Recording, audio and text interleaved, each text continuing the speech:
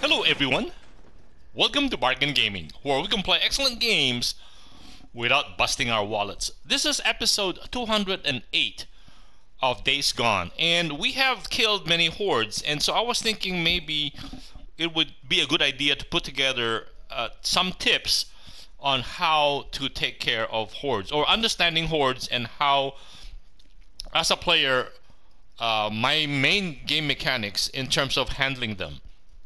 Number one is that information and tips on how to handle hordes. Number one is horde comes in different sizes: small, medium, and large. The large one is primarily here in the this is the old sawmill, and that is a huge horde. It's like maybe what, 600 to 800. I don't know, because I've been anyway. So we've done with that. So, and number two is the best weapons against hordes is the or the best way to kill them is really to compact them as much as possible into a very tight mass, and then throw either dynamite or hand grenades or napalm or Molotov cocktails at them. That's the best way to kill excuse me, large numbers of freaks. So it's very important to use attractors to get them to compact, and then hurl a couple of dynamite sticks at them, or napalm. If we have a narrow area, then a napalm actually works best, because like if a cave mouth, napalm works best because they have to go through the flames, which will cause them to catch fire before they can get to you. So narrow areas, so try to compact them for mass damage. And if there's a narrow open space or going around corners where they will kind of compact up to turn their corner, those are good places to drop napalms or explosive bombs, primarily napalms. Number three, in terms of weapons, my favorite weapon in this game for the rifles, for range weapons, is the Chicago chopper. The standard magazine is, I think, it's about 55, but we have a reserve of 275, so we have over 300 ammunition with that. And if you can get the expanded magazine from 55, then it goes to 80 in terms of the magazine carry. The other one is the LMG, or the machine gun. The machine gun comes with 55, 275 also. 55 in the magazine and 275 as for reloadable ammunition. And if you can get the extended magazine, the chopper is available in the latter half of the game from the militia.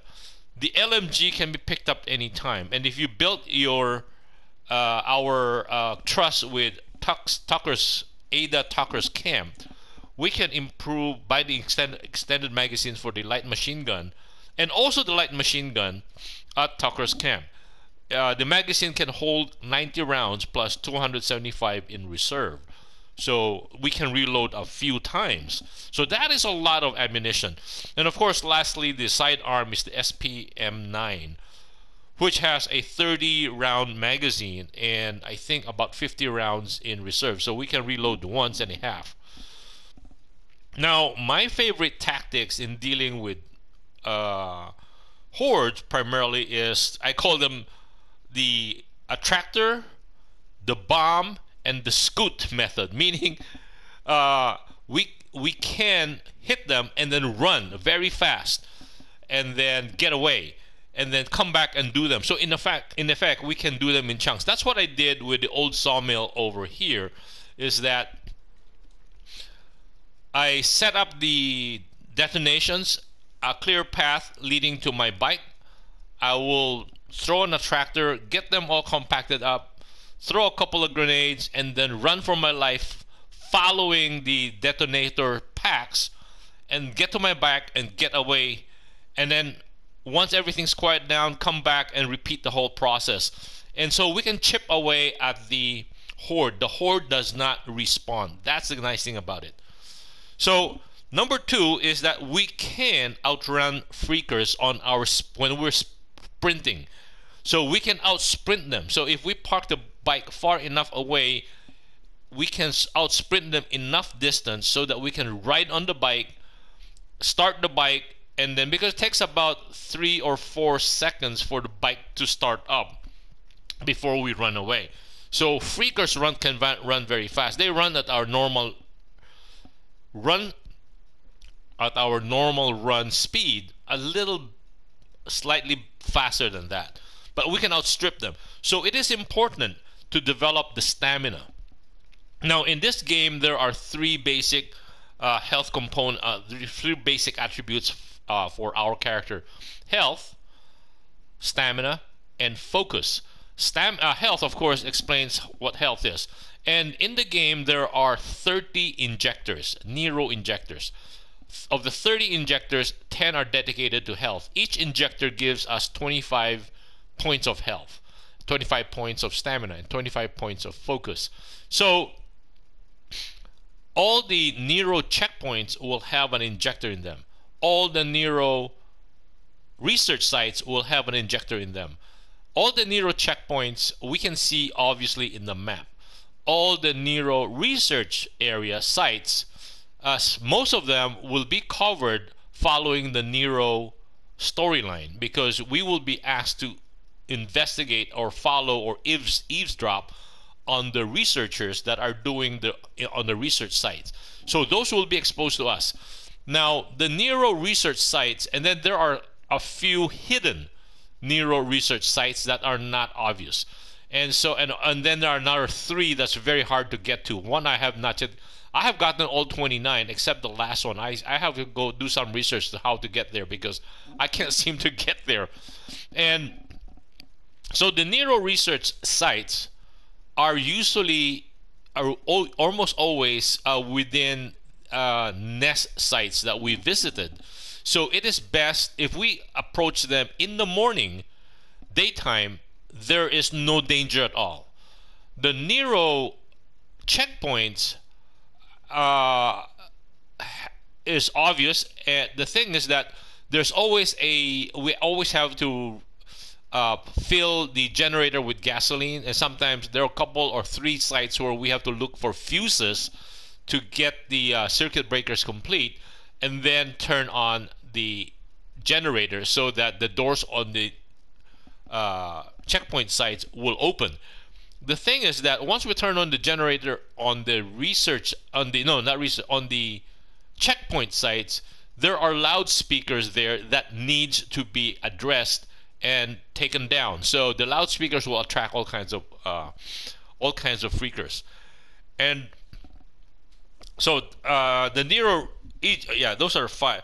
And so in terms of the stamina, health, and focus, we are also, over the course of the game, we are allowed to learn by doing the ambush sites, or all of these sites that are like ambush sites, Dearborn ambush sites. All of them will carry some kind of a recipe, and one of them is the stamina cocktail. So if we build up our stamina while running, it will draw down their stamina. So the cocktail will give us an immediate boost. And then there are skills in the game that allows us to have a bigger boost in the stamina intake. So that's point number 5. Point number 6 is that in the main game, health is more important. So I usually give 2/3 of what I found injectors to health, and then 1/3 to stamina. But for Horde, when it came to Horde hunting, I try to keep them at 50-50. Stamina, I think, is as important as health. Of course, once we have, plus health is that we have 5 bandages that can almost heal like 60% of our health, even at full bar. And then the stamina is important. It's kind of hard to heal it, so it's a cocktail that actually allows us to get it back.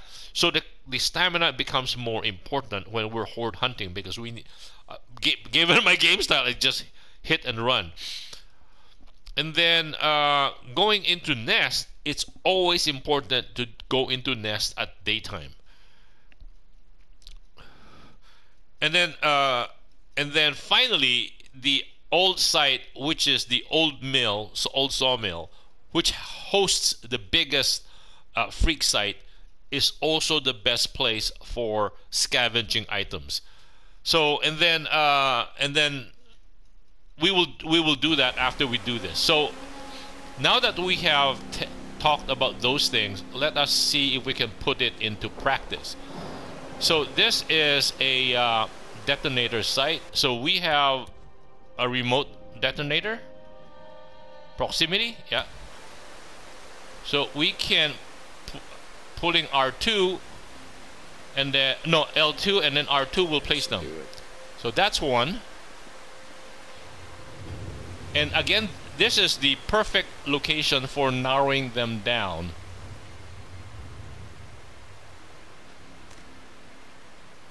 And then I think let's put another back here. We want to slow them down.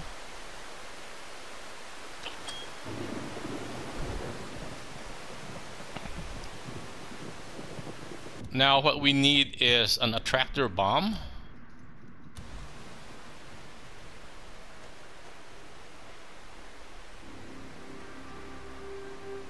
Or just an attractor, not an attractor bomb. And we have a skill that allows us to see where they are. So they are there.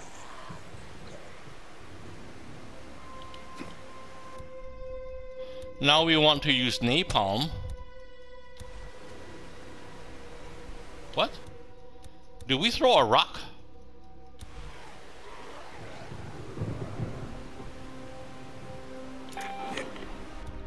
Now we use the napalm.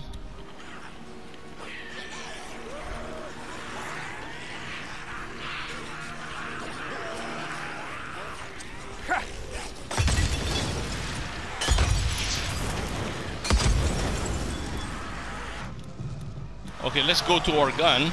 So look at, I think this is a medium-sized horde. We might not even need to, wow. So that's putting it into practice. Here it allows us to pick them back up. Let's try to use this again.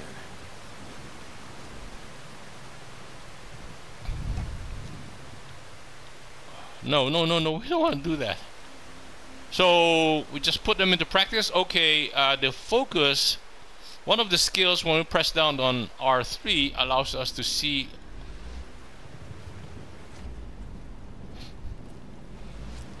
So there are two guys left.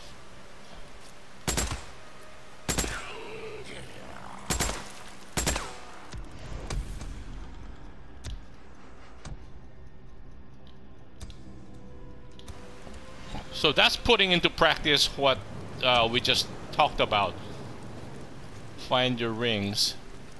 So this is a small to medium sized nest.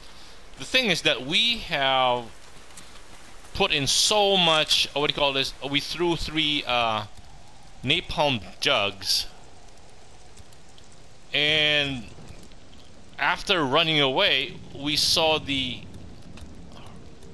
freak crowd continue to decline because as they're rushing out of the cave, they get burned up. And then this bridge is the best compactor, meaning they have to go through this narrow bridge to get to us, and the bombs we planted on the ground will slow them down. So we can just strafe back and forth without aiming. Don't aim anymore, just keep on firing and strafe back and forth, using the left stick for direction, and just keep it there, and then the R2, and then we are doing, that would be a great way to do it. And this one, right now, what we just dealt with was the, I think the false, something kind of false. It was the proxy false horde. So it's not a big horde, at most a medium-sized horde. And then we can come, see, when we're running, we can actually outsprint them. So this is another second area where we can actually kill them by strafing back and forth and while backing up, and that would be a good way to wipe them out. So here we are not too far away from our base, our main base, which is the O'Leary Mountains. So okay, so we have put our what do you call this? Our lessons into practice. So let's fast travel down to the old sawmill. I just want to show you where the best scavenging area is, and where it would be a best site to fight the old sawmill horde. I have already presented it. The actual fight took, I think, an episode and a half to do, because I took them on 4 times. However, what is interesting is that the old sawmill turns out to be the... So what we want to do is to be parking right here in this spot.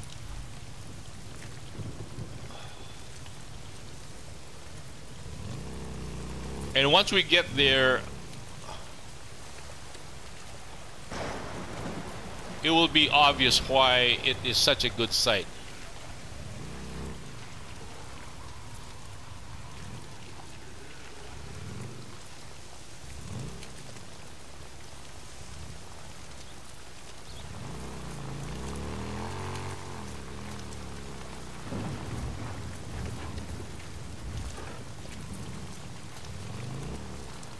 So this is the old railroad tracks, and it will go through the tunnel.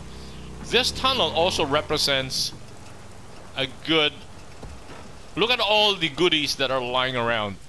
So what I normally do is park our bike out here and come through this tunnel. Look, it has all kinds of goodies. Cans, bottles. So every time these goodies actually respawn, so it makes sense. It makes sense to come back here, and so gunpowder, kerosene, nails, more gunpowder. So it will replace the items that we actually used up. So this would be a good place to scavenge items. Polystyrene, that is for our napalm, Molotov napalm, poison. And over here, so coming out from the tunnel, see, that one is still wider. However, we can still, these areas, these things actually help compact them. So putting proximity bombs right on the rail allows us, will slow them down, and so we can rush all the way to the other end of the tunnel and just strafe back and forth and kill them while they are trying to get to us. So coming over here, this is the main site of the old sawmill horde, right down in this area. So there are all kinds of goodies we can pick up. Look at these. So that's why, interestingly enough, this site also offers us, aside from the tunnel, this site also offers us good scavenging opportunities. So they're all over this place. They're literally, I would say, my estimate, 600 to 800 worth of them. Look at these, lots of stuff in here. And we don't have to come in here, because while they're camping in here, if we are quiet, or if we have like our character, one of our skills is the quiet movement. So we can actually come here from the tunnel. Yeah, from the tunnel, right? From the tunnel. The tunnel is just right here. That's the tunnel right there. We can come down here quiet. Right now we don't have to, but quietly. Then we can come up here, over here, and then they are camping right there, and we can go up to the rooftop. And the rooftop promises good stuff also. Nails, cloths, okay, cans, bottles.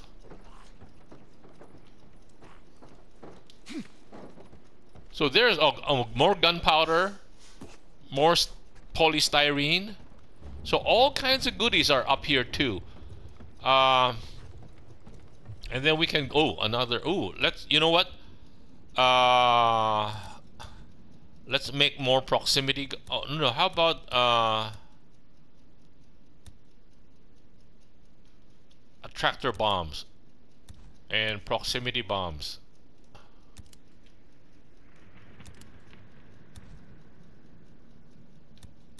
And do we?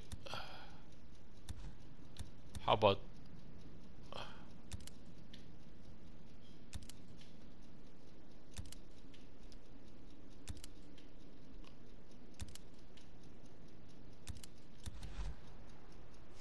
See, all kinds of goodies. So this is a good place to shop.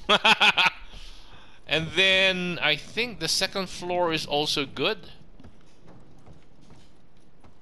This is the first floor, right? I think we can go down to the second floor. See, nails are for the pipe bombs. Why are we even bent over? Come in here. Oh, here's the going down to the second floor. I never went down. No, I did come down here, and I can actually hear them murmuring down there. But depending on how, maybe I was just lucky, but I did not arouse them. So no, I didn't come all the way down here. They would have seen me now. Had to come all the way down here. See, cords for detonation, more nails. Ooh, more gunpowder, polystyrene. So great place for shopping. So I would recommend keeping these things in mind because they are the best ways to handle the horde. Okay, so we have shop. We're right now full on. Okay, how about proximity bombs? Oh, we're short on cans. We're short on cans. And we're short on scraps. So again, scraps again is one of the hardest, one of the, that's not hard to come by, but rather we go through them so quickly, especially given my playstyle, because I'm using the melee weapon so often. And scraps, even all the bombs require scraps. All the proximity bombs, attractors, everything requires scraps. So that's how what I would do is I'd come up here, crouch, and then throw a or put a proximity bomb here, put a proximity bomb here, somewhere here, and then attract them, throw a couple of grenades or a napalm jugs at them, and start running for my life. Start running on sprinting because I have maxed out my stamina. And then another proximity bomb here to slow them down. And then this is where I ideally should stop and then start spraying them and backing up slowly and just strafe, spray, strafe, spray. And if they get too close, then I start hoofing it, get to my bike, and then get out of here. So those are what I have learned in trying to combat horde in this game. And I have so far been successful, and especially the old sawmill. I did not die once, and I was never even in any danger, any danger. So I could outrun them. And then, okay, so aside from that, I was talking about that. Aside from that, the survivor's skills. One of them has the. So this one is important, the alchemist, because it improves the initial recovery and duration of health cocktails. So, no, not that one. I think it's this one. Something that that adrenaline when low. Okay, no, there's one. Yeah, this one reduces cooldown on stamina recovery, and where's the? There's one that gives for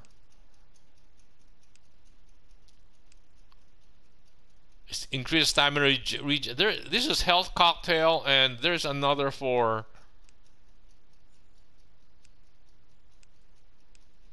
Oh, I might be wrong.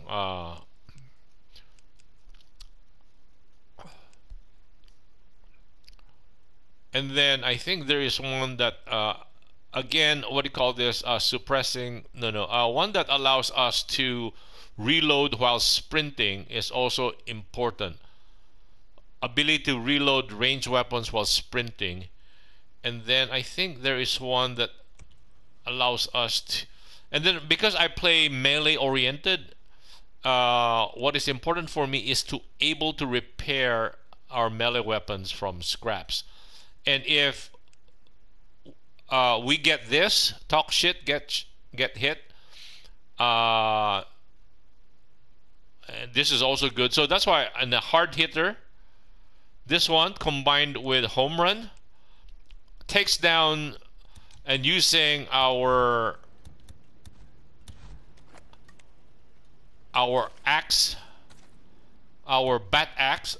The bat has the strongest or the most, is the most durable melee item, a weapon in the game, and we can get that relatively early. And if we put in because we put in the repair, we can easily repair it with scraps at any time. So that's why this second item here is the most important for me, because I went melee style. Anyway, I hope all those things help or is helpful for you guys if you intend to fight hordes.